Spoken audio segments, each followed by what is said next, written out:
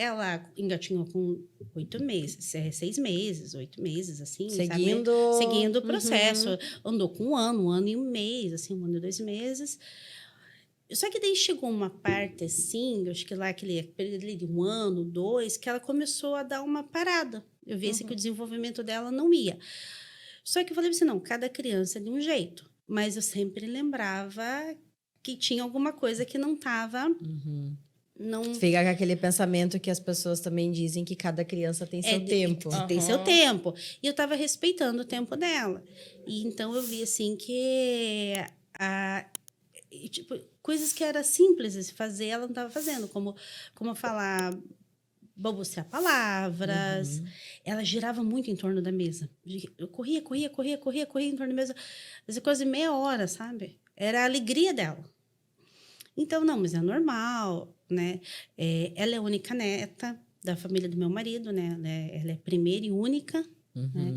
Então, eles tinham aquela coisa de conviver com criança, mas não... Então, a gente achava tudo muito normal. Entre aspas, porque eu sabia que tinha algo que não estava se encaixando. Só você que Mas teve um dia que a minha cunhada, ela falou bem assim para mim. Suelen, ela não tem autismo? Foi a minha cunhada. De cara, assim. Quando ela falou aquilo, eu falei, não. Eu falei, acho que não. Você já tinha ouvido falar sobre autismo? Eu tinha ouvido falar, mas muito, muito vagamente, assim. Não era uma coisa... você pega os casos mais famosos, mas... né? Mas era muito vagamente, assim, sobre esse assunto. E aí, ela pegou e falou, eu falei, não, capaz. E a gente falou, vamos colocar ela na escola. Por quê? Porque ela não... Aí eu falei com uma outra colega minha. Ela falou, não, é normal, né? Cada criança tem seu tempo. Mas eu falei com a minha cunhada, com minha outra cunhada. Que ela é professora, pedagoga. Daí ela falou para você, Suelen, você precisa... Ela vive muito sozinha, fica muito na TV, você trabalha demais, né? Meu marido também. Então, ela não tem com quem se relacione, né? Coloca ela... Daí eu falei, vou colocar ela na escola. Coloquei ela na escola.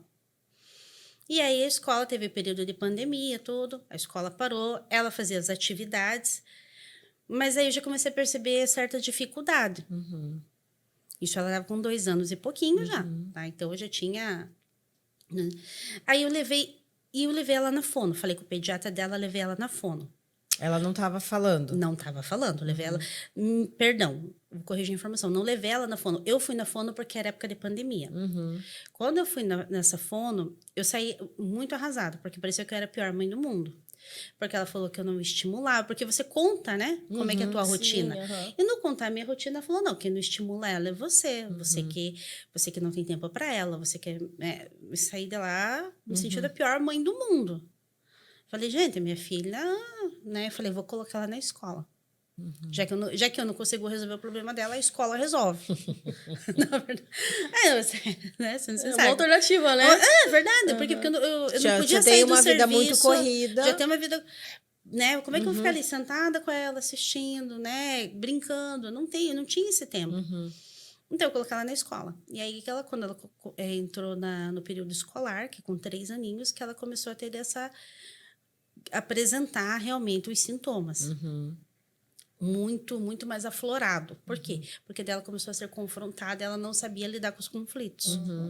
Porque aí, até então, ela estava em casa com os pais. Recebia na mão e com a família, né? Que nem, como eu falei, ela é a única neta, ela é a primeira ela não sobrinha. tinha contato, e você falou de pandemia, então não tinha contato com pessoas estranhas. Não, somente no ambiente confortável dela. Então, até aparecia, porque olha só que interessante. Essa semana agora, eu vi um vídeo na época que nós fomos pra praia. E olha só, a gente não sabia.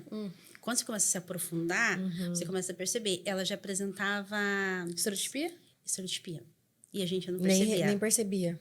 Então, ela tinha uns 2 aninhos, tava na praia, assim, ela assim, com a mãozinha, assim, sabe? Eu falei, nossa, ela já estava apresentando e a gente não sabia. Não percebeu. Quando ela corria, às vezes ela ficava muito com brinquedo. Até hoje, esse tempo, ela dorme com brinquedo. Todo dia ela dorme com brinquedo. Por mais que ela durma, né, comigo e com o pai ali, que depois a gente coloca ela para a cama dela, mas ela sempre tá com um brinquedo. Ela tem um objeto que ela se apega. Um brinquedo, outro, mas é um brinquedinho na mão dada. Depois eu tiro, né? Falo, filha.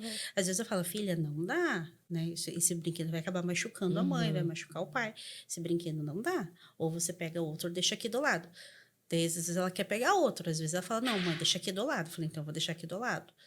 Então, é nessa conversa que vai.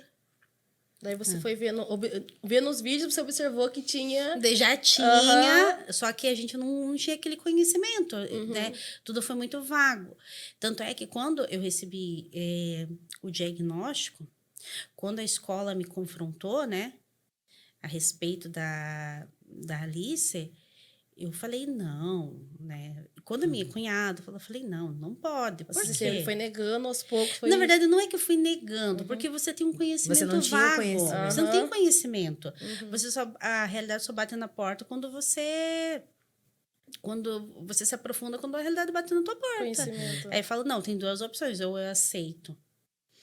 E ela tem aceitar, tipo assim, eu não aceitava, na verdade, eu comecei, não, eu vou fazer, porque ele é profissional, ele é médico, ele falou que tem, porque a gente levou ela em 2 neuropediatras, e os 2 neuropediatras falaram a mesma coisa. Mas daí você colocou ela na escola e a escola pediu pra você... Então, na escola, ela começou a ter conflitos, coisas que eu não... Então, por exemplo, eu nunca vi a Alice chorar, A Alice nunca foi uma criança de chorar. Aí a escola começou assim, olha, mãe, a Alice não tá tendo um comportamento adequado. Olha, Alice não tá tendo... E ela começou a... Só que a escola, o que acontece? Eu até entendo a posição da escola no sentido do quê? Porque às vezes você vai falar com o pai não aceita. E a escola tava meio cheia de dedo para falar comigo. E eu falei assim, não, né, tem alguma coisa errada. E eu comecei também a confrontar a escola. Aí eu liguei para Renata. Eu lembro. Eu lembro que eu ligava para Quase Renata. uma hora no telefone. Eu liguei para minha cunhada. Eu falei, olha, tá acontecendo assim, tá acontecendo assim. É normal? Aí a Renata falou, não, Sueli, não é normal. Tem alguma coisa errada. Aí eu cheguei e falei com a minha cunhada, aconteceu essa situação aqui. Não, Sueli, não é normal. Até que um dia eu cheguei e falei, olha, sentei e falei assim, eu quero que vocês me esclareçam o que tá acontecendo aqui. Ela falou assim, então vem ver a tua filha, como é que tá. E quando eu cheguei, ela estava tendo uma crise. Tipo, praticamente todo dia ela tinha uma crise na sala. Ela entra...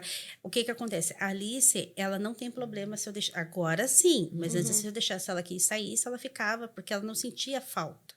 Eu não sei se ela não assimilava, né? E então, até o doutor Alcir, que é neuropediatra, fez um teste com ela e... Então, quando ela entrava no portão para dentro, as coisas mudavam. E quando ela me chamou, eu nunca me esqueço dessa cena. Ela estava no cantinho da sala, assim, gritando, já tinha jogado sapato, já tinha jogado meia, já tinha virado. E tinha umas 2 professoras tentando segurar ela para que ela não jogasse o armário, não se machucasse, não machucasse ninguém. Então, ela estava assim, né? E aí eu olhei assim, daí a pedagoga, ela é até pastora, sabe? Ela falou, Alice, a tua mãe aqui. Só que a Alice, ela não tinha muito contato comigo, assim.